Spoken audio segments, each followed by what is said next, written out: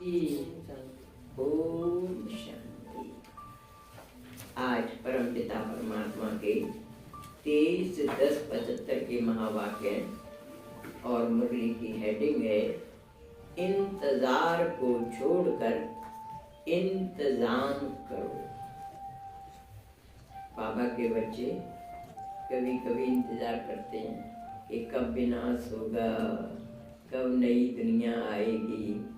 तो बाबा कह रहे हैं कि इंतजार मत करो, इंतजाम करो। उस समय आपको क्या क्या करना होगा, कैसे आप उस स्थिति का फेस कर सकेंगे, उसका इंतजाम करो। विश्व की तकदीर को ऊंचा बनाने वाले मायावी सृष्टि का महाविनाश कर दैवी सृष्टि की स्थापना करने वाले रचयिता शिव बाबा नव निर्माण के इंतजाम में एकजुट हो जाने का आह्वान करते हुए बोले। परमपिता परमात्मा हम सबके एडमिनिस्ट्रेटर हैं, गाइड हैं। तो वो हम बच्चों को गाइडलाइन देते हैं। जैसे घर का मुखिया बताता है ना, बच्चे शादी होना है तो ये व्यवस्था करनी है, ऐसी सब तैयारी करनी है। तो ऐसे ही परमात्मा हम बच्चों को गाइडलाइन दे रहे हैं कि विश्व की तकदीर को ऊंचा बनाना है, भारत को फिर से स्वर्णिम भारत बनाना है। मायावी सृष्टि का महाविनाश कर, जो दुनिया में रावण राज चल रहा है ना, इसका विनाश कर देवी सृष्टि की स्थापना करने वाली नई दुनिया, देवी देवताई दुनिया आ रही है, तो उसकी स्थापना करने के लिए रचयिता शिव बाबा, इस सृष्टि नाटक का रचयिता परमात्मा नव निर्माण के इंतजाम में, कि नई दुनिया के निर्माण में क्या क्या करना है बच्चों को, इंतजाम में एकजुट हो जाने का आह्वान करते हुए बोले। क्या कहा? आज बाप दादा विश्व की तकदीर बनाने वाली तकदीरवान बच्चों की तस्वीर देख रही हैं।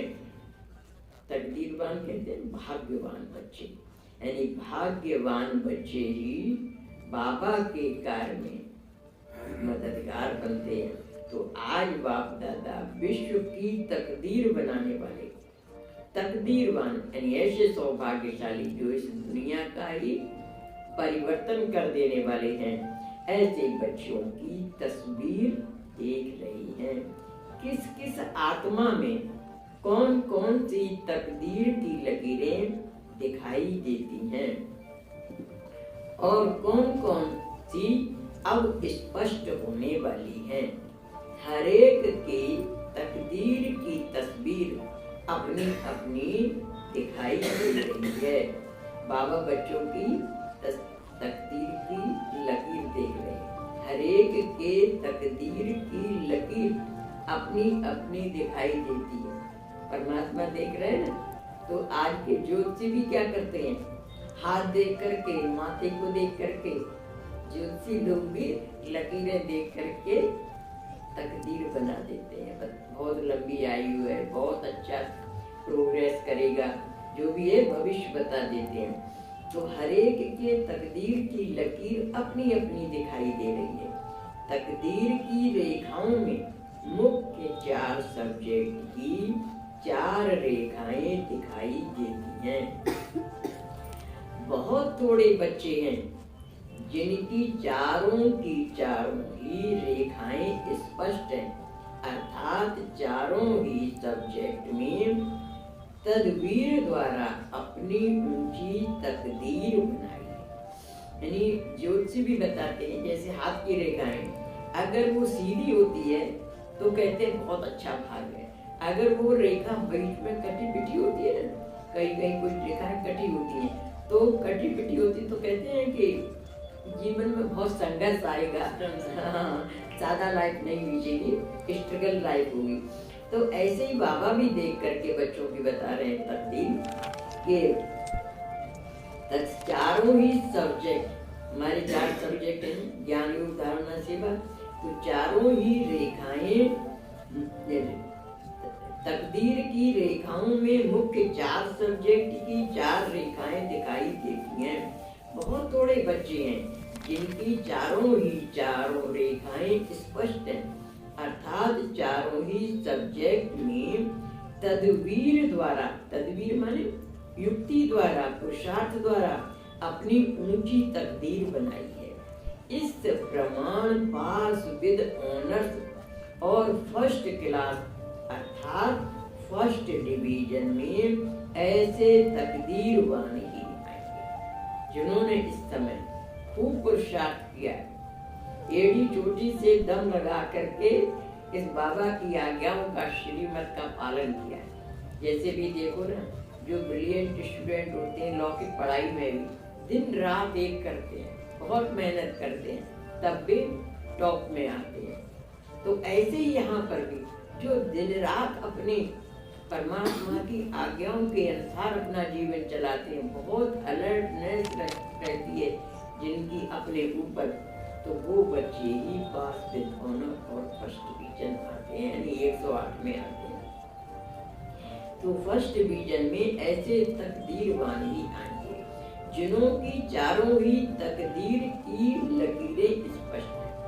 पास विद ऑनर्स की तकदीर की लकीर चारों ही ओर एक समान चमकती हुई स्पष्ट दिखाई देती है।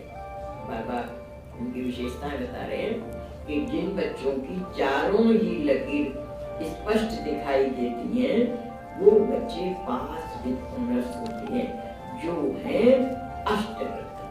जो आज रत्न आते हैं, 8 आत्माएं जो सतयुग में 8 सीढ़ियों पर श्री कृष्ण का पाठ प्ले करती हैं, वे आत्माएं अष्टरत्न कहलाती हैं। तो बाबा कह रहे हैं जो है अष्टरत्न, दूसरे नंबर में फर्स्ट डिवीजन वाली 100 रत्न, जिनकी चारों ही लकीरें दिखाई देती हैं लेकिन समान स्पष्ट रूप नहीं है। यानी अष्टरत्न वालों की तो एक समान चमकती हुई स्पष्ट दिखाई देती है, और 100 वालों की क्या विशेषता है? दूसरे नंबर में फर्स्ट डिवीजन वाली 100 रत्न है, जिनकी चारों ही लकीरें दिखाई देती हैं लेकिन समान स्पष्ट रूप नहीं। एक समान, थोड़ी कहीं गहरी है, कहीं हाथ की रेखाएं देखो ना, कहीं तो देखा है साफ दिखाई देता है, कहीं तो कोई गहरी दिखाई देती है, कहीं कोई हल्की दिखाई देती है। तो ऐसे ही बाबा कह रहे हैं कि दूसरे नंबर यानी 100 बच्चों की 100 वाले जो बच्चे निकलेंगे फर्स्ट डिवीजन वाले, तो उनमें फर्स्ट डिवीजन वालों में 100 रत्न जिनकी चारों ही लकीरें दिखाई देती हैं लेकिन समान रूप नहीं है, कोई ज्यादा तेज है कोई कुछ कम। सेकंड डिवीजन, अब सेकंड डिवीजन में कौन सी आएंगी? 16,000। तो सेकंड डिवीजन की बात, आत्माएं 16,000, उन 16,000 में से पहले 2,000 की रेखाओं में 4 सब्जेक्ट में से 3 सब्जेक्ट फिर भी 50% मार्क्स में पास है। यानी 16,000 है ना, तो उनमें पहली वाली जो 2,000 होंगी वे 50%, 3 सब्जेक्ट में 50% पास है, और एक सब्जेक्ट में 25% में पास है, अर्थात ना के बराबर है। ऐसे सर्व तकदीरवान ही तकदीरवानों की तकदीर है। बाबा ने इनका गायन 16,108 मिला करके कह देते हैं ये श्रेष्ठ आत्माएं। बाकी जो 9 लाख होती है ना, थर्ड डिवीजन वाली होती है, तो उनके बारे में नहीं बता रहे बाबा, इनके बारे में बता रहे। 16,000 वाले में 2,000 तो क्लियर रहता है लेकिन 50% होता है और 25% उनका रहता है, और एक सब्जेक्ट में उनके 25% मार्क्स होते हैं, अर्थात ना के बराबर है। ऐसे सर्व तकदीरवान की तकदीर देखी। आज बाप दादा चारों तरफ के ब्राह्मण बच्चों की जन्मपत्री देख रहे थे। जन्मपत्री देखते वर्तमान समय मेजॉरिटी के अंदर एक विशेष संकल्प चलता हुआ देखा। वह क्या? विश्व की आधार मूलत आत्माएं भी कोई आधार पर खड़ी हुई देखी। बाबा क्या कह रहे हैं कि विश्व की आधार मूलत आप कौन है? साधारण आत्माएं नहीं, विश्व की निर्माता हो, विश्व की आधार मूलत। आधार के ऊपर नींव, आधार को नींव कहते हैं, तो उसके ऊपर बिल्डिंग खड़ी होती है।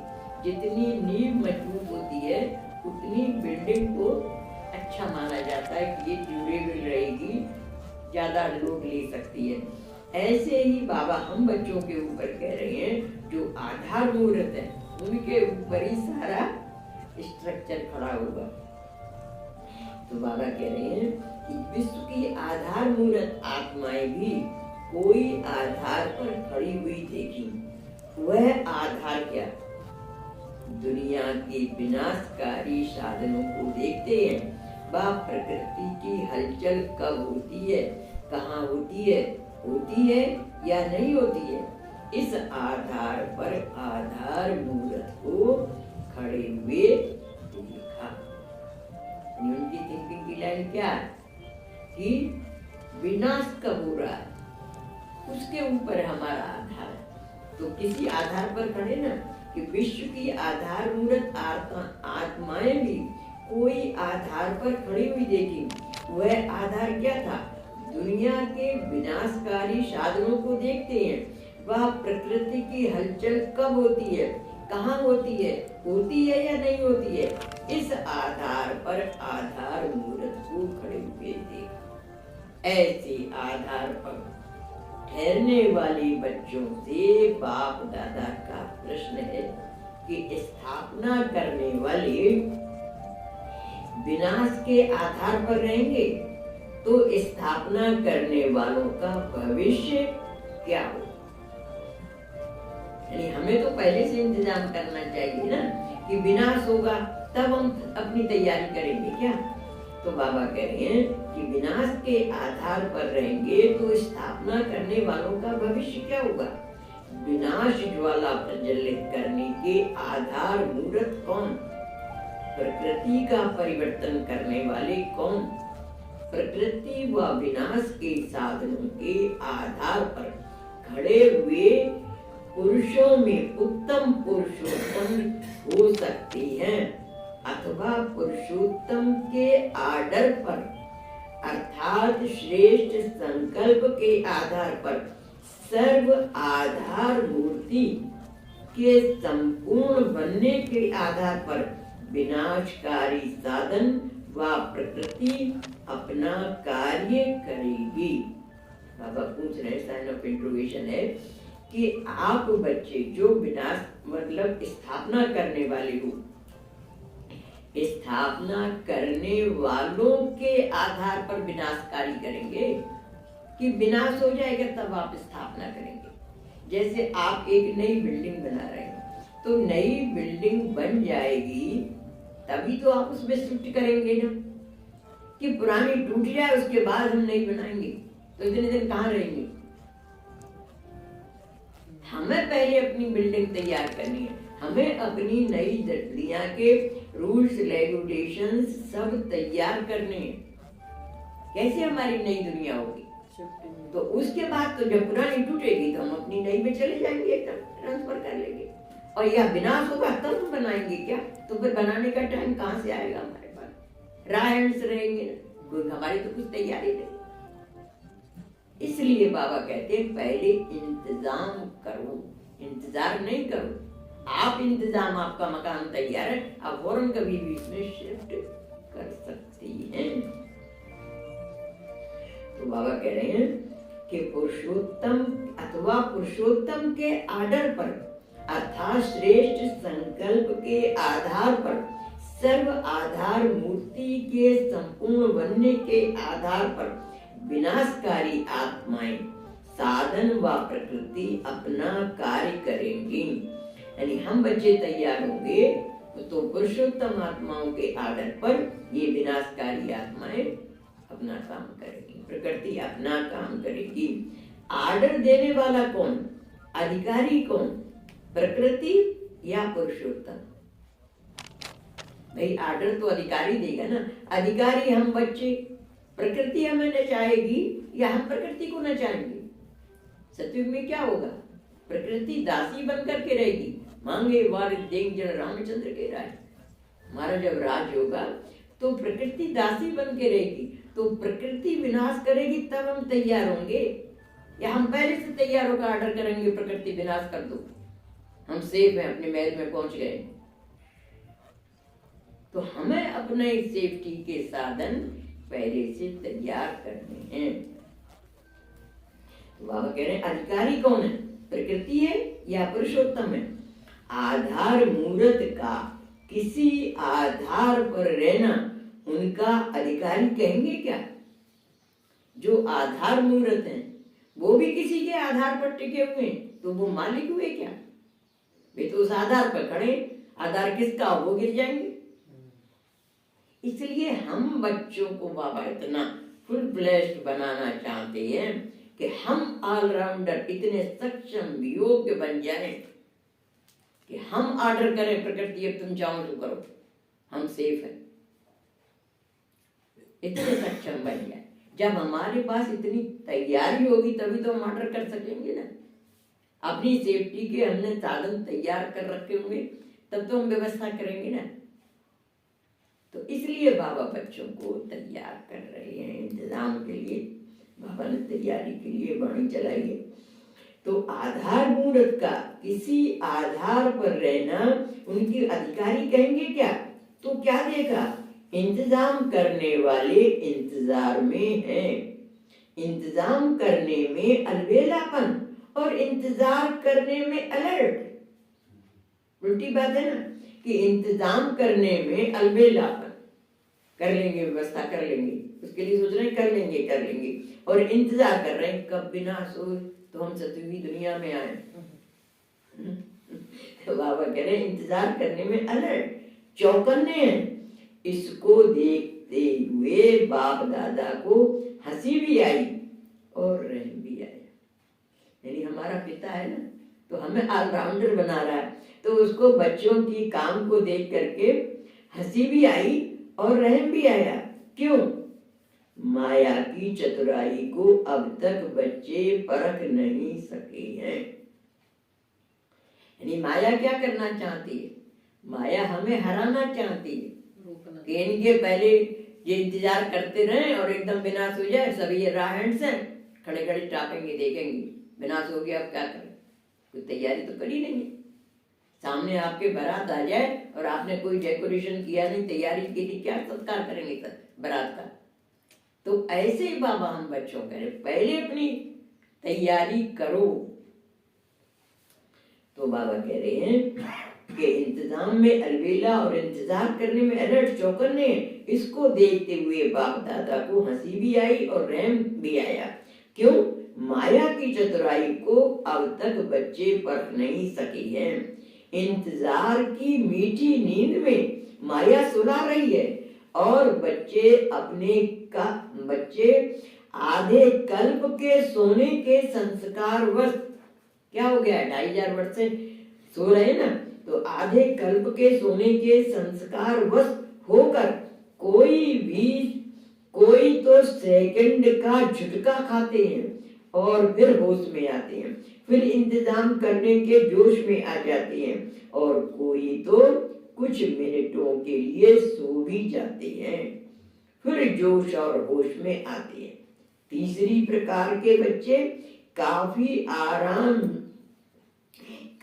आराम से सोते सोते बीच बीच में आंख खोलकर देखते रहते हैं कि अभी कुछ हुआ, अभी कुछ तो कुछ नहीं हुआ। बाबा की बाणी पढ़ते हुए हमें भी हंसी आ रही, अभी कुछ हुआ। कितना गहरा सोचते हैं। हम लोग भी क्या करते हैं, कभी कभी टीवी देखते हैं, न्यूज क्या हो रहा है दुनिया में वैसे मतलब नहीं, लेकिन कान भी हंसी आ रही है अपने ऊपर। बाबा हम लोगों के लिए कह रहे हैं कि 8-10 दिन में देखते हैं क्या कुछ होता है।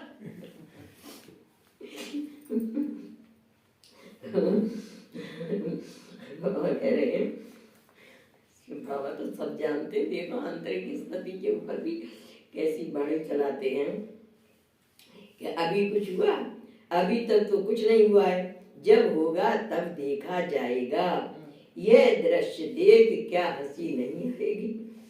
तीसरा नेत्र मिलते हुए भी माया को परख नहीं सकते, इसलिए माया को अच्छी तरह से परखने के लिए परख शक्ति को विशेष रूप से अपने में धारण करो। 2 मास है या 4 मास है, यह समय की गिनती नहीं करो, लेकिन स्वयं को समर्थ बनाओ। होगा अथवा नहीं होगा, क्या होगा और कब होगा, इन संकल्पों के बजाय पुरुषोत्तम स्थिति में स्थित हो संगठन को संपूर्ण बनाने के संकल्प के आधार से प्रकृति को आदर देने के अधिकारी बनो। क्या कहा बाबा ने कि कब होगा या क्या होगा इसको नहीं सोचो, इन संकल्पों के बजाय पुरुषोत्तम स्थिति में स्थित हो। हम कौन है? पुरुषों में उत्तम है। इस स्थिति को स्मृति में रख संगठन को संपूर्ण बनाने के संकल्प के आधार से प्रकृति को आदर देने के अधिकारी बनो। होना तो चाहिए, लेकिन पता नहीं क्या होगा। शायद हो 2-4 मास में तो कुछ दिखाई नहीं देता है। संगम युग 40 वर्ष का है अथवा 50 वर्ष का है। इसी प्रकार के संकल्प भी संपूर्ण निश्चय के आगे बाप के व स्वयं के स्थापना के कार्य में विघ्न डालने वाला अति सूक्ष्म रूप का रायल संशय है। ये भी आ जाता ना कभी कभी, अभी हुआ कब होगा, 40 साल का संगम ये 100 वर्ष का है। तो बाबा कह रहे हैं अति सूक्ष्म रूप का रायल संशय है। जब तक यह संशय है तब तक संपूर्ण विजयी नहीं बन सकते। गायन ही है निश्चय बुद्धि विजयंती। तो विजयी आत्मा को संशय के रायल रूप का संकल्प हो नहीं सकता। संपूर्ण निश्चय बुद्धि अपने विश्व परिवर्तन के कार्य में दिन रात बिजी रहेंगे।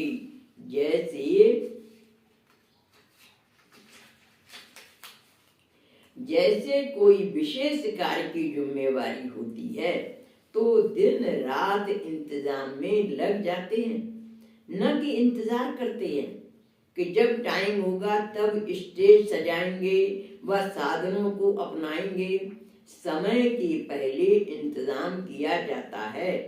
तो विश्व के परिवर्तन की जिम्मेवारी, यह भी परिवर्तन समारोह अभी मनाने का है। सर्व आत्माओं को अपने अपने अनुसार सतो प्रधान बनाने का व बाप का परिचय देने का विशाल विश्व का सम्मेलन करना है। सर्व आत्माओं को अपने अपने अनुसार सतो प्रधान बनाने का व बाप का परिचय देने का विशाल विश्व का सम्मेलन करना है। इसके लिए पहले से ही आपको अपनी स्थिति की स्टेज बनाने का इंतजाम करना है। क्या है इंतजाम करना? अपनी स्थिति की स्टेज बनानी, यानी आप मेंटली रूप से प्रिपेयर रहें। आपकी स्थिति स्टेज का सामना करने वाली बने, स्टेज बनाने का इंतजाम करना है। या उस समय करोगे जैसे स्थूल स्टेज के बिना भाषण करना व संदेश देना नहीं हो सकता, वैसे अंतिम समय पर स्वयं के संपूर्ण स्थिति की स्टेज बिना, यानी क्या स्थिति स्टेज है उस समय, वो स्थूल स्टेज नहीं बात कर रहे हैं बाबा, संपूर्ण स्थिति की स्टेज। आपके अंदर जो सारी गुण शक्तियां कलाएं ये सब संपन्न बन गए हैं। समय पर स्वयं के संपूर्ण स्थिति की स्टेज बिना विशाल विश्व सम्मेलन में संदेश कैसे दे सकेंगे?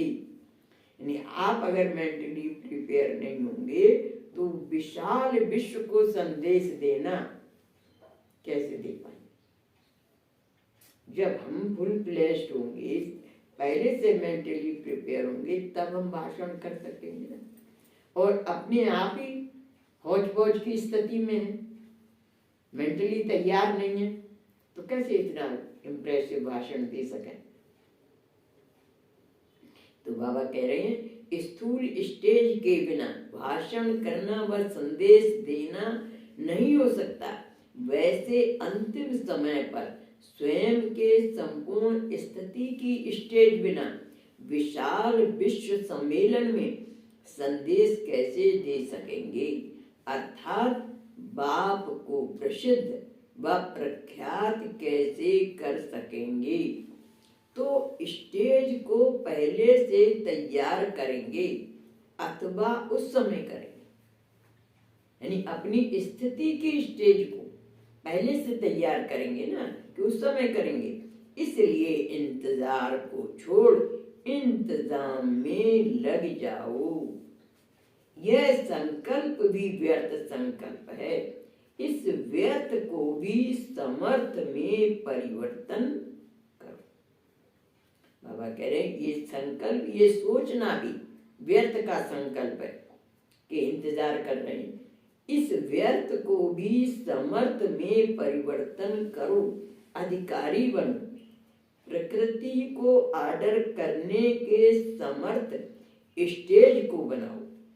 यानी प्रकृति को आर्डर करने वाली, हम प्रकृति को आर्डर करें तो ऐसी समर्थ स्टेज को बनाओ। संगठित रूप से सर्व ब्राह्मणों के अंदर रहम की भावना, विश्व कल्याण की भावना, सर्व आत्माओं को दुखों से छुड़ाने की शुभ कामनाएं जब तक दिल से उत्पन्न नहीं होंगे तब तक विश्व परिवर्तन रुका हुआ है। कितना विशाल हृदय बनाना।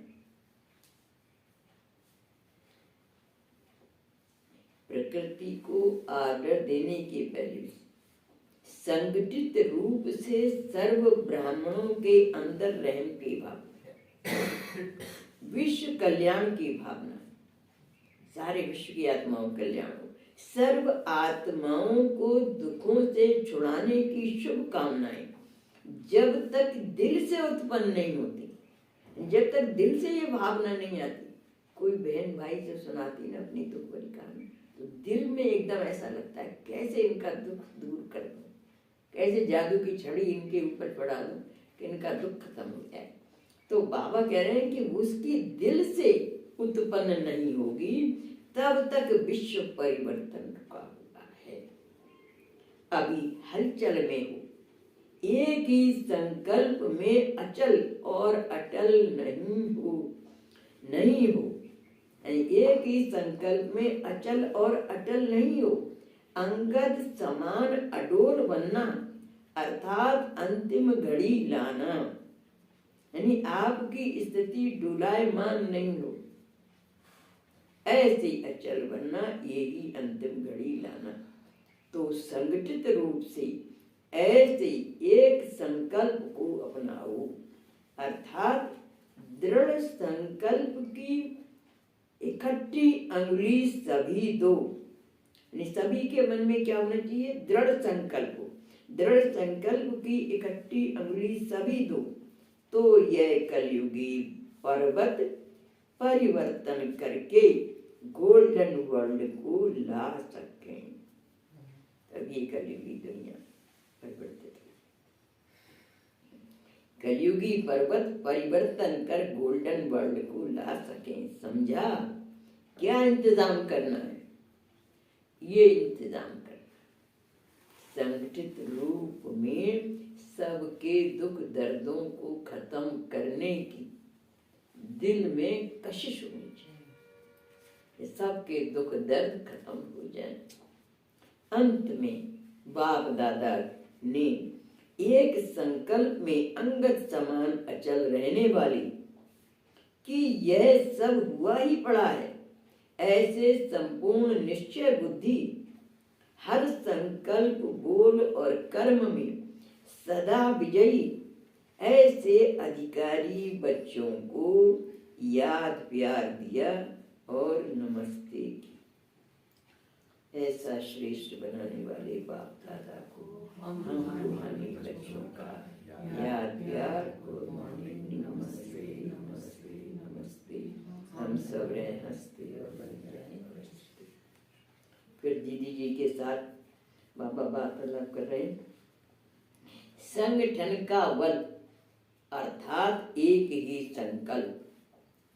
रूहानी यात्री जो डबल यात्रा करने आते हैं, एक मधुबन की यात्रा, दूसरी विशेष मधुबन में रूहानी यात्रा, तो डबल यात्रा करने वाली यात्री जो भी आती हैं वह आराम से अपनी यात्रा सफल करके जाते हैं। सब संतुष्ट रहती हैं।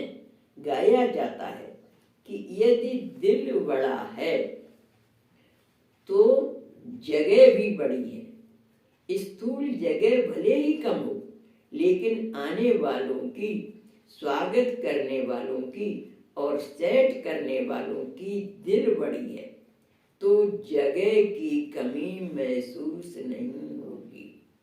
अब सोचिए आप, कितना आप लोगों ने देखा नहीं है, शुरू में कितना छोटा था आश्रम, कैसे एक कमरे में 80-80 माताएं सोते थे। हम जब शुरू में जाते थे ऐसे ही फर्श पर दरी पर बिछी होती थी और सबके इकट्ठे अपना अपना सामान अपने तकिए के पास रख लो और वहीं पर गिर जाओ, सब ऐसे सोते थे एक कमरे में 80-80। तब साधन नहीं थे। और हमसे भी पहले ये घटनाएं जब दीदी थी उस समय कैसी कम स्थिति रही होगी, क्योंकि हम जब जाते थे तब 80-80 माताएं एक कमरे में सोती थी। अब तो साधन बहुत बढ़ गए हैं, बहुत सुविधाएं हो गई हैं। उस समय की स्थिति, टाट पट्टी के वो बनते थे बाथरूम, ये बोरियों के, उसमें अंदर जाते नहाते थे। नहाने के लिए बाल्टियां भी नहीं होती थी, अपनी साथ अपनी बाल्टी लेके आओ, बिस्तर लेके आओ, बिस्तर भी साथ लेके जाते थे उस समय। और उस समय से पहले ये दीदी को तो हमने देखा ही नहीं है। 83 में दीदी ने शरीर छोड़ा है और हम 84 में शायद आएंगे। उससे पहले की स्थिति कितनी कमताई की रही होगी, आप सोचो। तब उन लोगों ने कैसे अपने पेट काट काट करके इन बच्चों की पालना की होगी। वे हैं हीरे मोती जो उस अभाव में पले हैं। आज तो साधन सुविधाओं में पल रहे बच्चे, कोई कष्ट नहीं उठाना पड़ रहा है। लेकिन शुरू के भाई बहनों की इनकी लाइफ स्टडी पढ़ती हुई, मैंने तो बहुतों की लाइफ हिस्ट्री पढ़ी है, तो तरस आता था। कितने कितने साइकिलिंग करके बहनें सारे दिन मेहनत करती, बर्फ लेके आते थे और कहाँ कहाँ से कैसे उन्होंने यज्ञ का संचालन किया। तो ऐसे करके बाबा कह रहे हैं। तब ये मम्मा को, मतलब ये मनमोहिनी दीदी हमेशा क्या कहती थी, अब घर जाना, अब घर जाना, ये स्लोगन था उनका, अब घर जाना। तो जगह भी बड़ी है, स्थूल जगह भले ही कम हो, बाबा कह रहे हैं, लेकिन आने वालों की, स्वागत करने वालों की और सेट करने वालों की दिल बड़ी थी, तो जगह की कमी महसूस नहीं होगी। फिर 63 जन्मों की हुई यात्राओं से तो सब सेल्वेशन संगम की यात्रा पर ज्यादा मिलती है। अच्छा, तीर्थ यात्रा आप लोग कभी गए नहीं? तीर्थ यात्राओं में तो और ज्यादा परेशानी होती है, कोई वहां साधन सुविधाएं मिलते हैं। तीर्थ यात्रा के लिए भी हम गए तो क्या अपना स्टोव, अपना साधन सब ले करके जाते थे। कपड़े की ऐसी मसालदानी बनाई थी, मतलब जिसमें ऐसे छोटी छोटी जेज में बनाती थी, इसमें जीरा रख लिया, एक में नमक, एक में मिर्च, और ऐसे करके तीर्थ यात्रा में गए। स्टोव साथ में लेके जाते, भून करके रवा वगैरह ये सब लेके जाते थे, हलवा बनाना, कुछ बनाना, क्योंकि वहां पर कोई खाने पीने की सुविधाएं थोड़ी मिलती थी। तो अब बाबा के बच्चे, अब तब तो हम बाबा के बच्चे नहीं थे, लेकिन फिर भी हम लोग वैसे बाजार का नहीं खाते, अपने आप ही खुद सेल्फ प्रिपेयर करते थे, अपनी चाय बनानी, अपना नाश्ता बनाना, कुछ भी। तो बाबा कह रहे हैं कि उन तीर्थ यात्राओं से तो फिर भी अच्छा था ना बाबा का घर। तो बाबा कह रहे हैं की हुई यात्राओं से तो सब सेलिब्रेशन संगम की यात्रा पर ज्यादा मिलती हैं, वह जड़ चित्रों की यात्रा कितनी मुश्किल होती है। वहां पर तब कैसा था, आप लोगों ने नहीं देखा, हमने देखा है, जूते पहनते थे कपड़े के और हाथ में लाठी लेते थे और साधन नहीं थे चढ़ने के, तो चट्टी चट्टी चढ़ते थे। आज कितनी पैदल चल सके, जितनी पैदल चल सकते हैं वहां पर दूसरी चट्टी आती थी। तो बद्रीनाथ केदारनाथ की यात्रा में हम लोग गए थे, तो उस पर थक जाते थे तो वहां बैठ जाते थे, धर्मशाला जैसी बनी होती थी चट्टी ऐसी, तो उन पर ठहर जाते। फिर आज इतनी चट्टी चढ़ ली, फिर अब दूसरे दिन चलेंगे, फिर 3 दिन, कितने दिन पैदल चढ़ करके बद्रीनाथ और केदारनाथ पहुंचे। ऐसी यात्रा तो भगवान को कराना होगा मुझे यात्रा। तो हमारी मैरिज के बाद हमारे माता पिता तीर्थ यात्रा के लिए गए और वो साथ में मुझे ले गए, क्योंकि मेरा बचपन से धार्मिक स्वभाव था। तो बोली इस बच्ची को ले जाते हैं सहारे के लिए, तो सहारे के लिए मुझे साथ में चाय बनाने के लिए खाना बनाना, तब हमने सब ये स्टोव और ये सब सामान ऐसे लेके गए। तो बाबा कह रहे हैं कि उनसे तो फिर भी ये बाबा के घर अच्छे थे ना, तो जड़ चित्रों की यात्रा कितनी मुश्किल होती है। आप लोग भी तो यह देख रेख करती हो कि हमारा संगठन एक संकल्प वाला कहाँ तक बना है। शास्त्रों में गायन है कि ब्रह्मा को संकल्प उठा कि सृष्टि रचे, तो सृष्टि रची गई।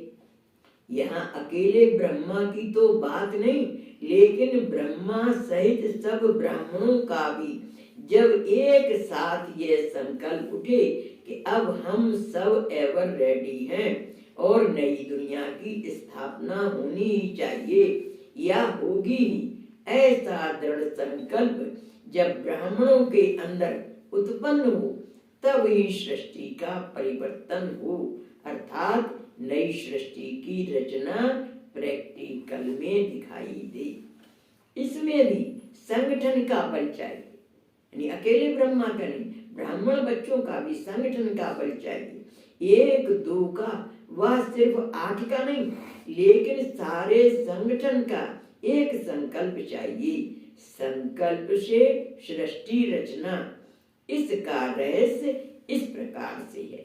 संकल्प उत्पन्न होना और सेकंड में समाप्ति का नगाड़ा बजना शुरू हो जाएगा, यानी सामूहिक रूप में संकल्प उत्पन्न होगा और विनाश का नगाड़ा शुरू हो जाएगा।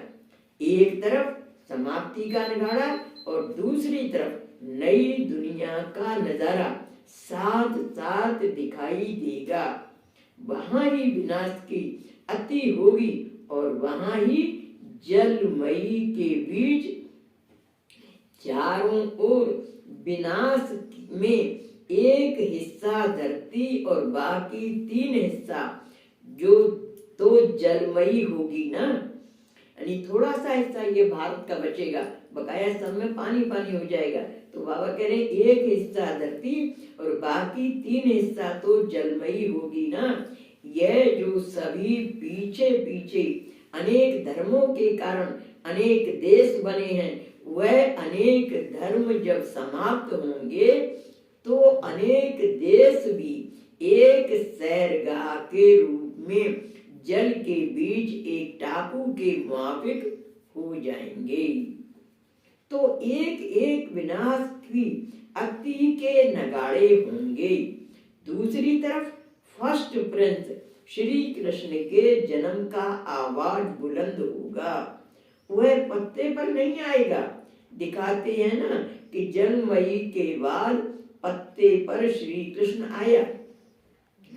3 हिस्से जलमयी में होने के कारण भारत जब पाकिस्तान बनता है तो उसको जलमयी दिखा दिया है। ऐसी जलमयी के बीच पहला पत्ता जो कृष्ण जो फर्स्ट आत्मा है उनके जन्म का चारों ओर आवाज प्रसिद्ध होगा कि फर्स्ट प्रिंस प्रत्यक्ष हो चुका है, जन्म हो चुका है, तो वह भी अति में होगा। अर्थात जलमयी के 3 हिस्से का नजारा होगा। यानी भारत का नक्शा पीपल के पत्ते की तरह से, नीचे पतला ऊपर चौड़ा, तो तीनों तरफ समुद्र होगा, पानी पानी होगा, और पीपल के पत्ते के समान भारत पर श्री कृष्ण का नाम उजागर होगा। तो जलमयी दिखा दिया। ऐसे जलमयी के बीच पहला पत्ता जो फर्स्ट आत्मा है, उसके जन्म का चारों ओर आवाज प्रसिद्ध होगा कि फर्स्ट प्रिंस प्रत्यक्ष हो चुका है, जन्म हो चुका है, तो वह भी अति में होगा। अर्थात जलमयी के 3 हिस्से का नजारा होगा और एक हिस्सा भारत परिस्थान के रूप में प्रकट होगा, जो दिखाते हैं कि सोने की द्वारिका पानी से निकल आई, लेकिन पानी से नहीं, 3 हिस्से पानी में होंगे, इसलिए पानी के बीच सोने की द्वारिका दिखाई दे। यानी तीनों तरफ पानी होगा ना, तो उन्होंने क्या पानी से निकल आई, ऐसे नहीं। बाबा का कहना है कि 3 हिस्से पानी में होंगे, इसलिए पानी के बीच सोने की द्वारिका दिखाई देगी। इसलिए कहते हैं कि सोने की द्वारिका पानी से निकल आई। सिर्फ उस बात का पूरा वर्णन नहीं कर सके हैं, और उसी समय पर फर्स्ट आत्मा के जन्म की जय जयकार होगी। ऐसे नजारे सामने आते हैं तो पुरानी दुनिया के महाविनाश का नगाड़ा और नए फर्स्ट प्रिंस के जन्म का नजारा साथ साथ दिखाई देगा। जैसे नगाड़ा बजाने से पहले नगाड़े को गर्म किया जाता है, तब आवाज बुलंद होती है। यह भी योग अग्नि से नगाड़ा बजने की पहले तैयारी चाहिए, तब नगाड़े में आवाज बुलंद होगी। इंतजाम में लगे हुए हो ना, इंतजार करने वालों को भी इंतजाम में लगाओ, तब जय जयकार हो जाएगी। जब शरीर को चलाना आ जाएगा, तब राज्य चलाना आ जाएगा। यानी पहले बाबा क्या स्वराज्य अधिकारी, सो विश्व राज्य अधिकारी। जब शरीर को चलाना आ जाएगा, तब राज्य चलाना आ जाएगा। शरीर को चलाना अर्थात राज्य करना, तो राज्य करने के संस्कार भरने हैं ना। नॉलेज फुल कहा जाता है, तो फुल नॉलेज में तन मन धन और जन सब आ जाता है। यानी सबको चलाना आना चाहिए, तन मन धन और जन सब आ जाता है। अगर एक की भी नॉलेज कम है तो नॉलेज फुल नहीं कहेंगे, समझा। सदा सफलता मूर्त बनने का आधार भी नॉलेज फुल है। नॉलेज नहीं है तो सफलता मूर्त भी नहीं हो सकती। समय के प्रमाण पुरुषार्थ की गति भी तीव्र होनी चाहिए। समय की रफ्तार तेज है और चलने वालों की रफ्तार ढीली है, तो समय पर कैसे पहुंचेंगे। एक बल एक भरोसा, यह है मुख्य सब्जेक्ट। यानी एक परमात्मा का ही बल, एक परमात्मा का ही भरोसा, यह है मुख्य सब्जेक्ट। हर समय एक की ही याद में एक रस रहना, इसी पुरुषार्थ में ही सदा सफल हो तो मंजिल पर पहुंच ही जाएंगे। जो अटूट स्नेह में रहते हैं उनको सहयोग भी स्वतः प्राप्त होता है। मुरली है लाठी मैं इसको सोटा कह रही थी कल कि मुरली क्या है, सोटा है। हमने कहा कि मुरली है लाठी, इस लाठी के आधार से कोई कमी भी होगी तो वह भर जाएगी। यह आधार ही अपने घर तक और अपने राज्य तक पहुंचाएगा। क्या पहुंचाएगा? मुरली हमारा गाइडलाइन है, राह दिखाने वाला लाठी है। अपने घर तक और अपने राज्य तक। देखो घर कहाँ है हमारा? परमधाम, वहां भी पहुंचाएगा। और राज्य तक, राज्य कहाँ होगा? इस धरती पर सतयुग होगा। तो अपने राज्य तक पहुंचाएगा, लेकिन लक्ष्य से नियम पूर्वक नहीं। लेकिन लक्ष्य से नियम पूर्वक नहीं, लेकिन लगन से। बाबा कैसे करें? पहुंचाएगा लेकिन लक्ष्य से, नियम पूर्वक नहीं लेकिन लगन से। तो लगन से मुरली पढ़ना व सुनना, अर्थात मुरलीधर की लगन में रहना। मुरलीधर से स्नेह की निशानी मुरली है। जितना मुरली से स्नेह है, उतना ही समझो मुरलीधर से भी स्नेह है। सच्चे ब्राह्मण की परख मुरली से होगी। मुरली से लगन अर्थात सच्चा ब्राह्मण, मुरली से लगन कम अर्थात हाफ कास्ट ब्राह्मण। अच्छा, सारी बातें बाबा मुरली में समझा देते हैं।